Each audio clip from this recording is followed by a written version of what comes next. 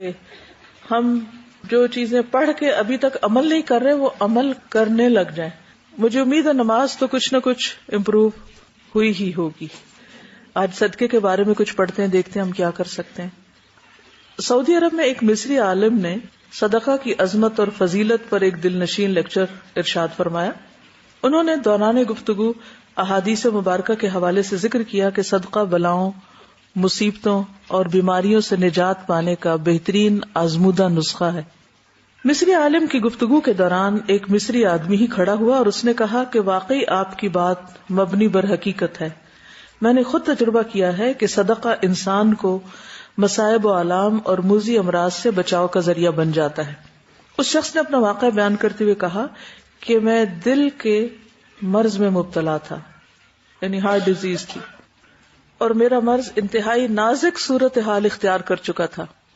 مجھے 2 دفعہ heart attack ہو چکا تھا. مقامی ڈاکٹروں نے میری زندگی اور موت کے درمیان ایک لکیر سے کھینچ دی. مجھے اپنی موت کے آثار نظر آنے شروع ہو گئے. میں نے آخری چارے کے طور پر امریکہ کا رخ کیا اور وہاں ماہرین نے امراض دل سے رجوع کیا. ان کے علاج سے مجھے کچھ افاقہ ضرور ہوا مگر موت کے سائے ختم نہ ہوئے. پھر ہر 3 مہینے بعد امریکہ جانا میرا معمول بن گیا. ادویات کے سہارے میری زندگی کی سانس چل رہی تھی. ایک دن ایک عجیب واقعہ رونما ہوا.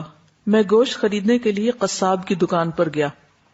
وہاں ایک پردہ نشین خاتون کھڑی تھی. قصاب جب گوشت بناتے ہوئے فالتو چربی، چھچڑے وغیرہ نیچے پھینکتا تو اگر اس کے ساتھ معمولی سا گوشت چپکا رہ جاتا تو وہ عورت لپک کر اسے اٹھا کر اپنے بیگ میں ڈال لیتی. میں کافی دیر تک یہ منظر دیکھتا رہا. بالآخر میں نے اس عورت سے پوچھ ہی لیا کہ بہن یہ کیا ماجرا ہے، یعنی تم چن رہی ہو؟ خاتون نے بتانے سے انکار کر دیا. جب میرا اصرار بڑھا تو اس نے چھلکتی آنکھوں سے بتایا کہ میرے گھر میں 7 ماہ سے گوشت نہیں پکا. حالات نے اس موڑ پہ لا کھڑا کیا ہے کہ زندگی کی گاڑی بمشکل حرکت میں ہے. آج میرے چھوٹے چھوٹے بچوں نے ضد کی کہ ہمیں گوشت پکا کر کھلاؤ. میں گوشت خریدنے کی طاقت نہیں رکھتی، اس لیے قصاب کی دکان سے فالتو چربی وغیرہ سے لگے ہوئے گوشت کے ٹکڑے جمع کر رہی ہوں کہ انہی کا شوربہ بنا کر اپنے بچوں کی خواہش پوری کر دوں. اس درد بھری کہانی سن کر میرے رونگٹے کھڑے ہو گئے. میری آنکھوں سے آنسو چھلک پڑے. میں نے قصاب سے کہا بہن جب چاہے جتنا چاہے گوشت خرید لے، آئندہ اس کی قیمت میں ادا کیا کروں گا. اور خاتون سے کہا کہ ایک بھائی کی طرف سے یہ ہدیہ قبول کیجیے. اس کے بعد میں اپنے گھر آ گیا. میرے دل کو اتنی خوشی، راحت اور مسرت ملی کہ اس کے اثرات میرے چہرے پر بلکہ پورے بدن پر عیاں تھے. مجھے خوش دیکھ کر میرے بچوں نے بڑی محبت سے پوچھا ابا جان آج کیا ماجرا ہے؟ آپ کے چہرے پہ تو ہمیشہ فکر سایہ کیا رکھتا ہے، لیکن آج آپ بہت خوش نظر آ رہے ہیں. مناسب اور مختصر سے الفاظ میں انہیں اپنے ساتھ پیش آنے والے واقعے سے میں نے آگاہ کیا اور اللہ کے حضور سرب سجود ہو گیا کہ اللہ نے مجھے ایک حقیقی خدمت کا موقع دیا. اس کے نتیجے میں مجھے اطمینان قلب کی دولت سے مالا مال کر دیا. کچھ عرصے بعد میں حسب معمول امریکہ گیا تو میرے معالج میری ٹیسٹ رپورٹس دیکھ کر حیران رہ گئے کہ یہاں مرض دل کے ہاتھوں موت کے منہ تک پہنچنے والا شخص بالکل نارمل ہو چکا تھا، جیسے اسے کبھی یہ مرض ہوا ہی نہیں.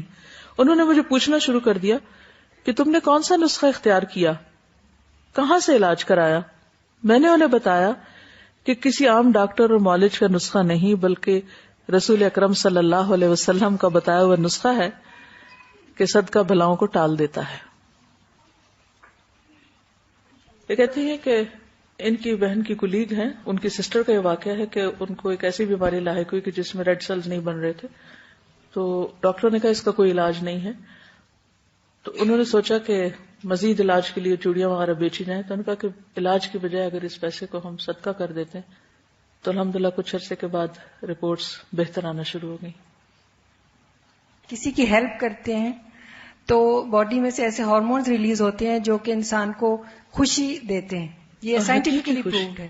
اور جب انسان کے اندر خوشی ہوتی ہے تو وہ چیز اس کے باڈی کے بیلنس کو اور بیماری کو بھگانے میں بہت زیادہ کردار ادا کرتی ہے. اپنے آپ سے پوچھے میں نے کب لاسٹ ٹائم صدقہ کیا ہے. ہم سب اپنا اپنا محاسبہ کریں کیونکہ یہ ہمارا اور اللہ کا معاملہ ہوتا ہے نا، کسی کو بتا کے تو نہیں کرنا. جی. تو میں گاڑی میں بیٹھنے لگی تو ایک دم سے میری بیٹی کہتی ہے ماما وہ دیکھیں بابا جی آ رہے ہیں، مجھے صدقے کے پیسے دینا. تو میں نے اسے پیسے دیے اور اسے صدقہ کیا. اور ٹیکسلا کے قریب ایک جگہ آتی ہے جہاں دو پہاڑیاں آپس میں ملتی ہیں نا، مارگلا. تو وہاں پہ ایک ٹرک آ رہا تھا، اس نے مطلب ہماری گاڑی کو اتنا زیادہ وہ کیا کہ مطلب ہمیں یہی تھا کہ اب نہیں ہم بچیں گے. اور 3 دفعہ اس طرح سے ہوا. اور جب میں وہاں پہ درس کے لیے بیٹھی چیئر پہ تو میرے منہ سے لفظ ہی نہیں نکل رہے تھے کہ میں ڈر گئی تھی اندر سے کہ میں نے موت کو اتنے قریب سے دیکھا. اور یہ الحمدللہ میری بیٹی ابھی 3 سال کی ہے، تو اس کو میں نے عادت ڈالی تھی. مطلب ہاں جی، اگر ہم کسی کو چیز سکھائیں تو وہ بچے بھی آپ کو بتا یاد دہانی کراتے. بالکل، یعنی اگر آپ بچوں کو سکھاتے ہیں تو خود آپ بھولنے لگے تو وہ فوراً آپ کو یاد کرا دیتے ہیں. یعنی اگر کوئی بیمار ہوتا ہے تو گوشت کا اسپیشل لوگ صدقہ کرتے ہیں، اور کھانے کی کسی بھی چیز کا کیا جا سکتا ہے. اس میں کوئی اسپیسیفک نہیں کہ اس کی گردن ہو یا کوئی اور ہو یا بکرا ہی ہو. اگر کوئی مرغی دینے کی طاقت رکھتا ہے تو مرغی دے دے. اور اس طرح میرے ساتھ ہوا بھی ہے. میرے بھی ہسبینڈ بیمار ہوئے تھے اور وہ بالکل ٹھیک نہیں ہو رہے تھے، اور جب میں نے گوشت کا صدقہ کیا تو اسی رات وہ کافی بہتری ہوئی. اسپیشلی گوشت کا کھانے کا بیسیکلی وَيُطْعِمُونَ الطَّعَامَ عَلَىٰ حُبِّهِ مِسْكِينًا وَيَتِيمًا وَأَسِيرًا. تو کھانا کھلانا جو ہے وہ جنت میں لے جانے والے کاموں میں سے ہے. تو کھانے کا صدقہ واقعی بہت فائدہ مند ہے. اور پھر لوگ جو کہتے ہیں کہ باہر پھینک دیتے ہیں کہ چڑیاں چڑیاں، یہ غلط ہے.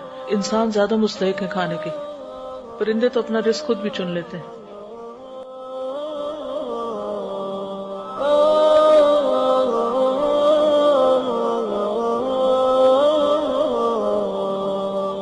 يا حامل القرآن